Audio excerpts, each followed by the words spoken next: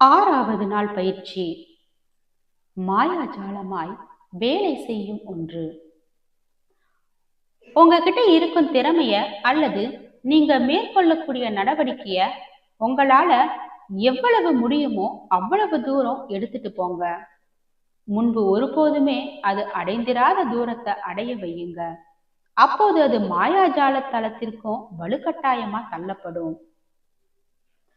ஏழ்மையின் மடியில பிறந்த ஒருத்தர் கையில காசு எதுவும் இல்லாம துவக்கி குறைந்த அளவு கல்வி அறிவோட எப்படி ஒரு அதிபராகவோ அல்லது ஒரு பிரபலமாகவோ உருவாகிறாரு, அல்லது அவர் எப்படி ஒரு பெரிய சாம்ராஜ்யத்தை உருவாக்கி உலகின் மாபெரும் செல்வந்தர்கள்ல ஒருவரா மாறுறாரு. ஒரே தொழில் வாழ்க்கையில நுழைந்த இருவர்ல ஒருவர் வெற்றி மேல வெற்றி பெற்று தன்னுடைய வேலையில மிக உயர்ந்த நிலையை அடைவதும், இன்னொருவர் எவ்வளவு கடினமா முயற்சித்தும் எந்த வெற்றியும் கிடைக்காம படுகுழியில இருப்பதும் ஏன்? நன்றி உணர்வு தான் வெற்றிக்கான விடுபட்டு போன இணைப்பு. ஏன்னா ஈர்ப்பு விதிப்படி வெற்றியை நீங்க உங்ககிட்ட ஈர்க்க விரும்பினா உங்ககிட்ட இருப்பவற்றிற்காக நீங்க நன்றி உணர்வோடு இருக்க வேண்டியது அவசியம். அதனால நன்றி உணர்வு இல்லாம நிரந்தரமான வெற்றியை பெறுவது சாத்தியமே இல்லாத ஒன்று.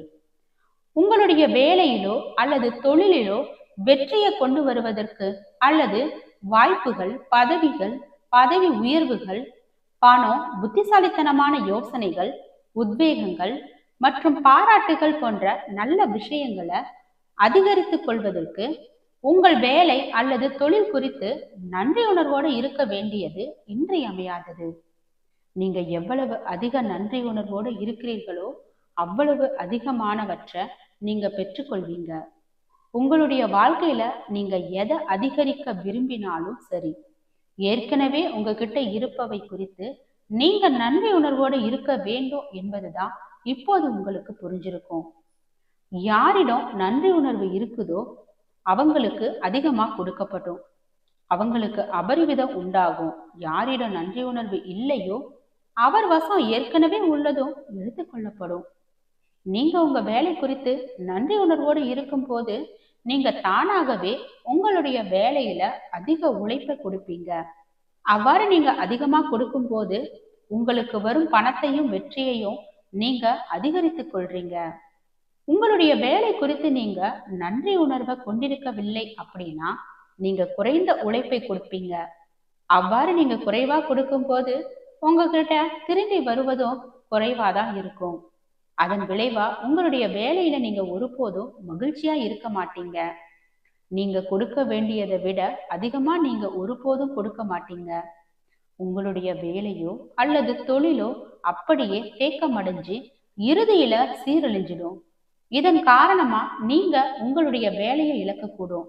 எவர் ஒருவர்கிட்ட நன்றி உணர்வு இல்லையோ அவர்கிட்ட ஏற்கனவே இருப்பது கூட அவர்கிட்ட இருந்து எடுத்துக்கொள்ளப்படும் என்பதை நினைவுல வச்சுக்கோங்க. நீங்க எவ்வளவு நன்றி உணர்வு கொடுக்கிறீங்களோ பதிலுக்கு அதற்கு சமமான தொகையை நீங்க பெற்றுக்கொள்வீங்க. நீங்க கொடுக்கும் நன்றி உணர்வின் அளவை கொண்டு நீங்க பெறும் தொகையினுடைய அளவை நீங்க கட்டுப்படுத்துறீங்க.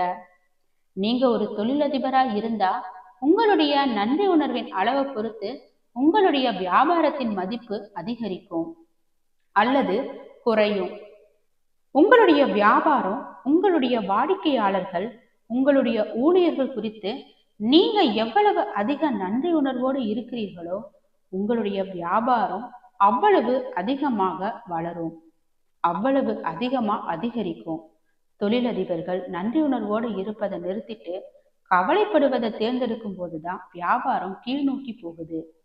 நீங்க ஒரு பெற்றோராய் இருந்து உங்களுடைய குழந்தைகளையும் உங்கள் வீட்டையும் பார்த்து கொள்வதுதான் உங்களுடைய வேலை அப்படின்னா உங்களுடைய வாழ்க்கையினுடைய இந்த சமயத்துல நீங்க நன்றி உணர்வோடு இருக்க வேண்டியதற்கான விஷயங்களை தேடுங்க. வாழ்க்கையில எப்போதேனும் ஒரு முறை மட்டும்தான் கிடைக்கும் ஒரு வாய்ப்பு இது.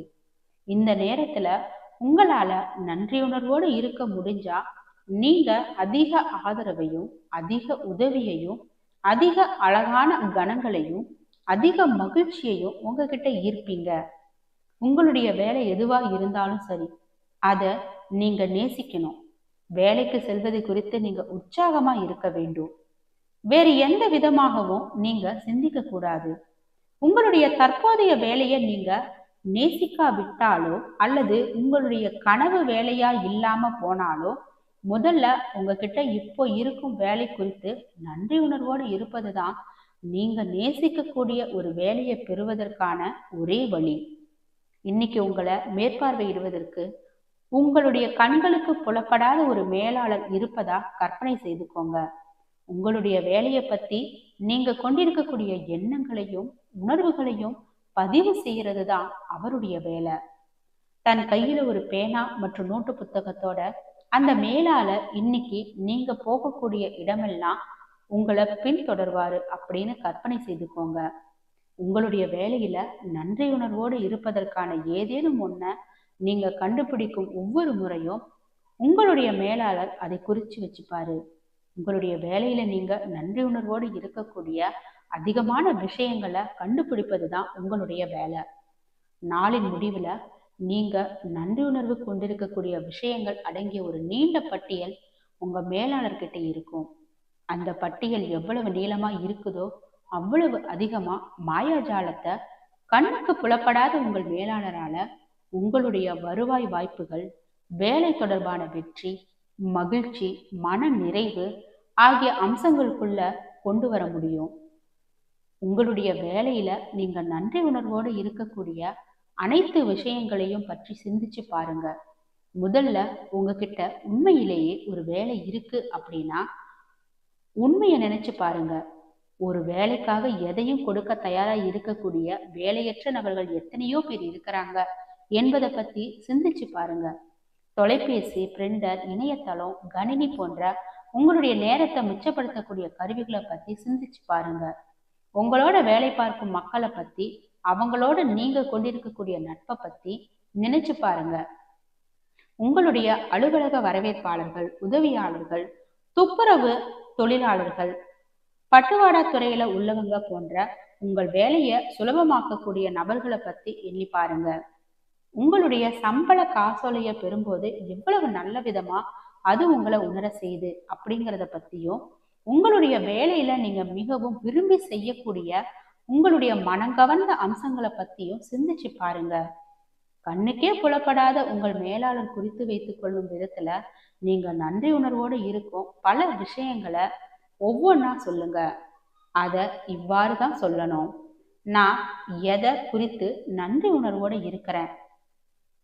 நீங்க நன்றி உணர்வோடு இருக்கிறத உங்கள் மேலாளரால எவ்வளவு அதிக ஆழமா பார்க்க முடியுதோ அவ்வளவு அதிக வேகமா அவரால் உங்கள் வேலையில மாயாஜாலத்தையும் உருவாக்க முடியும்.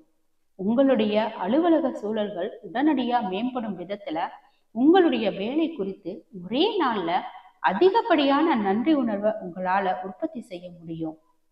அதிர்ஷ்டங்கள் தற்செயலா நிகழ்வது இல்லை. நன்றி உணர்வினுடைய மாயாஜாலமான சூழல்ல தான் அது நடக்குது.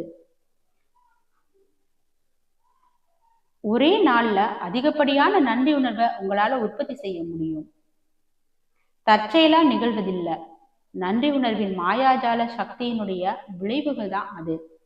மாயாஜாலமா வேலை செய்து என்ற செயல்முறை பயிற்சிய ஒரு வார இறுதி நாள்ல அல்லது நீங்கள் அலுவலகத்துல இல்லாத ஒரு நாள்ல நீங்க செய்ய வேண்டி இருந்தா அடுத்த நாளுக்கான செயல்முறை பயிற்சியில கவனம் செலுத்துவீங்க. பிறகு நீங்க மீண்டும் வேலைக்கு திரும்பியவுடன் பின்வரும் இந்த மாயாஜால பயிற்சியை பயன்படுத்துங்க. மாயாஜால செயல்முறை பயிற்சியில 6வது நாளதான் பார்த்தோம். மாயாஜாலமா வேலை செய்யக்கூடிய ஒரு முறை அப்படின்னு தான் நாம இதை பார்த்திருக்கோம். இதனுடைய தொகுப்பு பார்க்கலாம். உங்களுடைய ஆசீர்வாதங்களை கணக்கிடுங்க என்ற முதலாவது மாயாஜால செயல்முறை பயிற்சியின் முதல் 3 செயல் நடவடிக்கைகளையும் திரும்ப செய்யுங்க.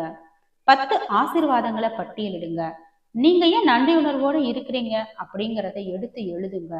அந்த பட்டியலை திரும்ப திரும்ப படிச்சு நன்றி நன்றி நன்றி அப்படின்னு சொல்லுங்க. அந்த ஆசீர்வாதங்கள் ஒவ்வொரு குறித்தும் உங்களுடைய நன்றி உணர்வை வெளிப்படுத்துங்க. இன்று நீங்க உங்களுடைய வேலையில இருக்கும்போது கண்ணுக்கே புலப்படாத ஒரு மேலாளர் உங்களை பின்தொடர்ந்து வந்து நன்றி உணர்வோடு இருப்பதற்கான ஏதேனும் ஒரு விஷயத்த நீங்க கண்டுபிடிக்கும் போதெல்லாம் அதை குறிப்பெடுத்து வைத்துக் கொள்வதற்காக கற்பனை செய்யுங்க. நீங்க நன்றி உணர்வோடு இருப்பதற்கான அதிகப்படியான விஷயங்களை உங்களால முடிஞ்ச அளவுக்கு கண்டுபிடிக்கிறது தான் உங்களுடைய வேலை. கண்ணுக்கு புலப்படாத உங்கள் மேலாளர் குறித்து வைத்துக் கொள்ளும் விதத்துல நீங்க நன்றி உணர்வோடு இருக்கும் பல விஷயங்களை ஒவ்வொன்றா சொல்லுங்க. அதை இவ்வாறு சொல்லுங்க: நான் எதை குறித்து நன்றி உணர்வோடு இருக்கிறேன். உங்களால முடிஞ்ச அளவுக்கு நன்றிய உணருங்க. இன்று இரவு நீங்க படுக்க போறதுக்கு முன்னாடி உங்களுடைய மாயாஜால கல்ல ஒரு கையில வச்சுக்கிட்டு இன்னைக்கு நடந்த மிகச்சிறந்த விஷயத்துக்காக நன்றி என்ற மாயாஜால வார்த்தையை சொல்லுங்க. அடுத்த நாள் பயிற்சியில பார்க்கலாம். வாழ்க வளமுடன்.